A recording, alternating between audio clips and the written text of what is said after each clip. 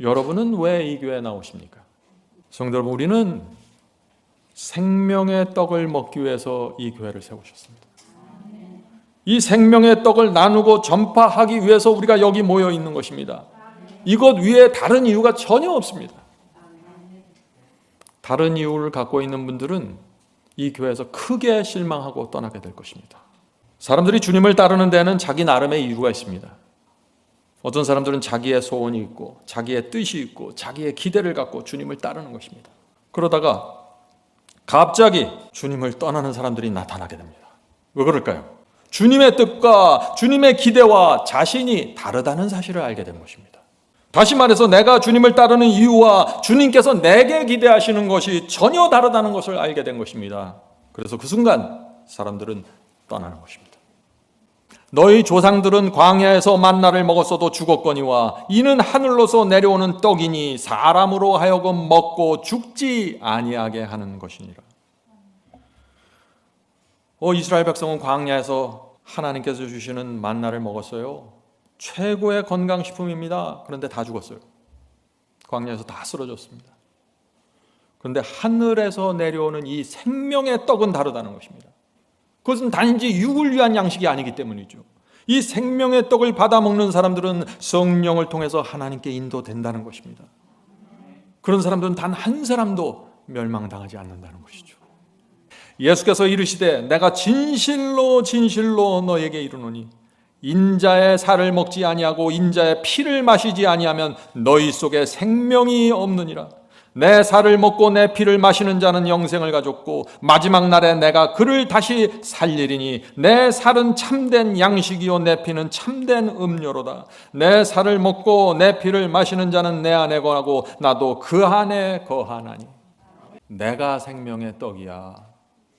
내 살을 먹고 내 피를 마셔야만 너희가 살아나고 마지막 날에 부활할 수 있어.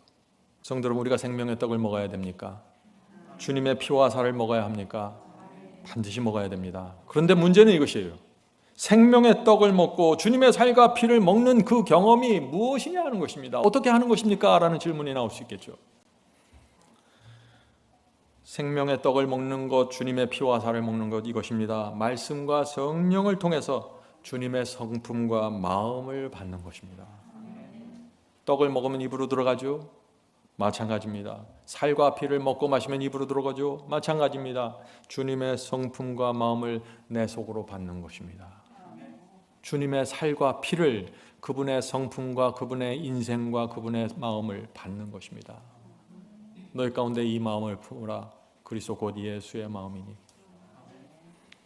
예수께서 가지셨던 그 믿음과 그 신앙을 받는 것입니다. 예수님의 사상을 받는 것입니다. 이것이 예수님께서 그 제자들에게 가장 기대했던 것입니다. 예수께서 3년 반 동안 왜 먹고 자고 하면서 그들과 함께 사셨어요? 배우라는 것입니다. 이 교회에서 나누는 말씀을 먹었을 때 회개하셨습니까? 이 교회 와서 좁은 길을 기쁨으로 가게 되었습니까? 그렇다면 여러분은 생명의 떡을 먹은 것이고 주님의 살과 피를 먹은 것이에요. 여기에 확신이 있어야 돼요. 여러분이 이 교회에 오셔서 말씀을 먹고 예배 드리면서 세속에 대한 관심이 사라졌습니까? 전에는 돈이 좋아서 어쩔 줄 몰랐는데 이제 돈이 두려운 것이고 조심해야 될 것이구나 하고 바라보았습니까? 주님의 살과 피를 먹지 않으면 이런 변화는 있을 수가 없는 것이에요. 성령의 역사입니다. 이것은. 문제는 여러분이 그 성령의 역사를 너무나 가볍게 여긴다는 것이에요. 소중하게 감사로 받으셔야 되는 것입니다. 성도 여러분, 우리가 붙잡고 있는 진리에 대한 확신이 있어야 됩니다. 그것이 없으면요, 늘 흔들리고 요동을 치게 돼요. 어디 좀 더 좋은 거 없나 늘 찾아다니게 돼요. 그래서 제자들이 계속해서 요동치고 흔들린 것입니다. 그들 가운데 우주의 하나님이 계시고 생명의 떡 그 자체가 계시고 그리스도의 살과 피 그 자체가 그들 중심에 들어가 있었는데 딴 거 찾고 다니는 거예요. 우리가 알아야 될 것은요, 이 시대를 초월해서 하나님께서 사람들을 이끄시고 구원하는 방법은 하나입니다. 기적을 통해서도 아니고 정치를 통해서도 아니고 무슨 사회를 통해서도 아니고 하나예요. 생명의 떡입니다. 살아계신 아버지께서 나를 보내심에 내가 아버지로 인하여 사는 것 같이 나를 먹는 그 사람도 나를 인하여 살리라.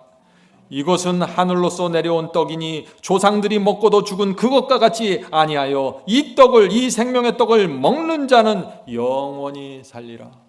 성도 여러분, 예수께서 왜 자꾸 이 생명의 떡을 먹으면 영원히 살겠다고 얘기하실까요? 다른 거 생각하지 말라는 것입니다. 이게 최고야. 이거 하나 먹으면 단방에 끝나. 이 얘기 하시는 거예요. 생명의 떡을 먹고 만족하는 사람들, 이 사람들이 좁은 길을 기쁨으로 걷게 되는 것입니다. 살리는 것은 성령이니 육은 무익하니라. 내가 너에게 이른 말이 성령이요 생명이라. 무엇이 성령이요 생명이라고요? 내가 너희에게 한 말이 성령이요 생명이라. 말씀이 성령이고 생명입니다. 말씀을 먹으면 성령의 역사가 일어나고 말씀을 먹으면 생명을 받는 것입니다. 그래서 내가 너에게 한 말이 성령이고 생명이니라. 여기서 만족해야 된다는 것입니다. 또 가라사대 이러므로 전에 너희에게 말하기를 내 아버지께서 오게 하여 주지 아니하시면 누구든지 내게 올 수 없다 하였노라 하시니라. 이러므로 제자 중에 많이 물러가고 다시는 그와 함께 다니지 아니하더라.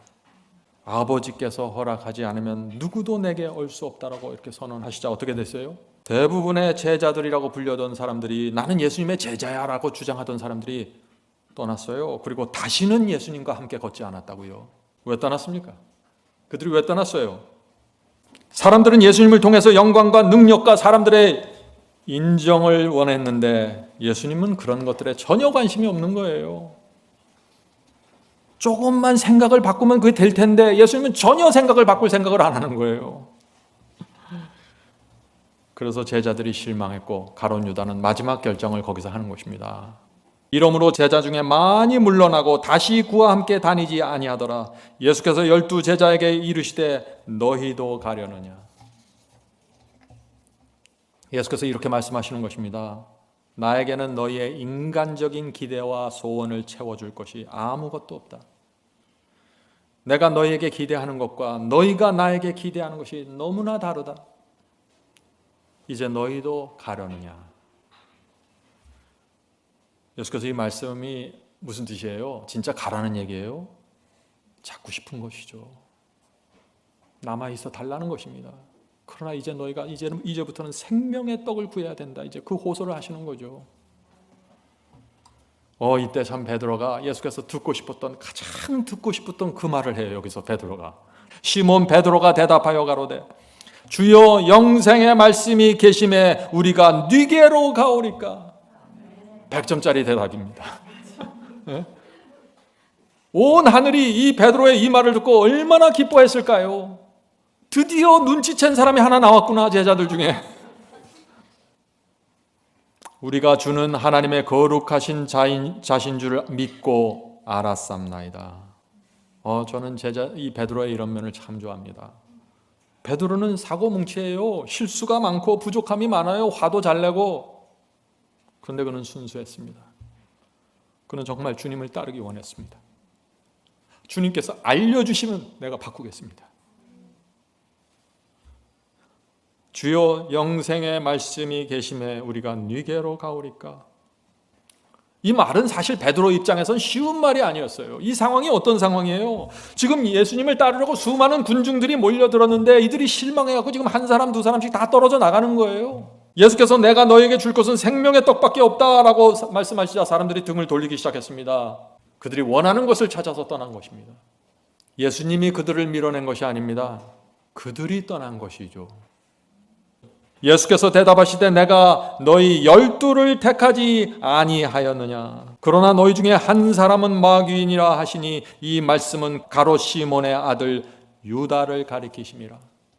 가롯 유다는 열심히 따라다녔는데 생명의 떡에는 관심이 없다는 것입니다.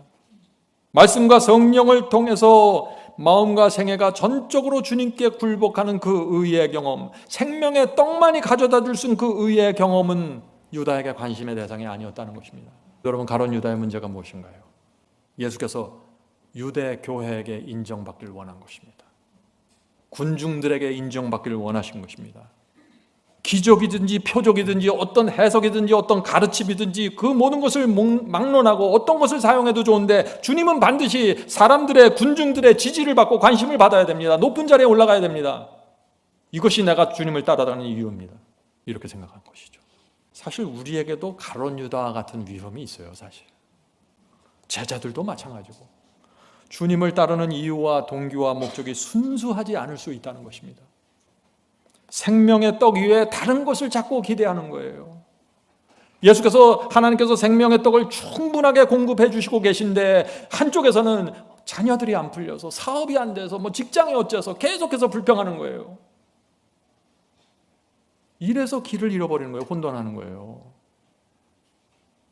성도 여러분, 자녀들이 안 풀려도 하나님은 선한 분이십니다. 사업이 망해도 하나님은 선한 분이세요. 하나님은 항상 선하십니다. 교통사고가 나도 하나님은 선한 분이세요. 그것이 하나님의 성품입니다.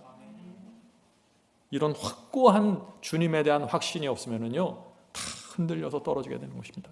아버지께서 내게 주시는 자는 다 모두 내게로 올 것이요 내게 오는 자는 내가 결코 내어 쫓지 아니하리라.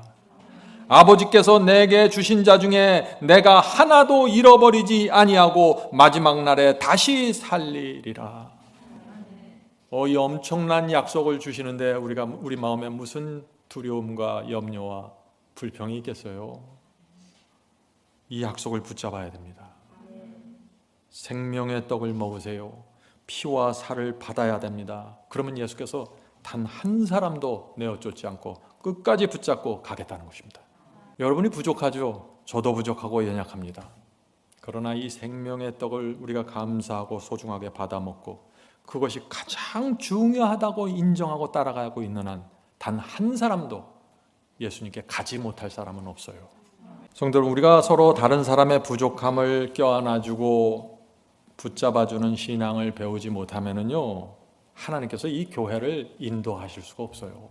walden스인들은 중세기에 진리를 지키기 위해 알프스 산에 들어가 수백 년 동안 교회를 지키고 신앙 공동체를 지켰습니다. walden스인들에게는 성품의 연약함과 부족함이 없었을까요? 다 있었죠. 그것 없는 사람이 어디 있겠어요. walden스인들의 교회가 수백 년 동안 그 생명의 떡을 지켰던 비결이 무엇입니까? 그들은 알았어요. 지금 내가 붙잡고 있던 이 진리가 얼마나 귀하고 소중한지. 그래서 어떤 일이 생겨도 이것만은 지켜야 된다는 확신 속에 들어가 있었던 것입니다.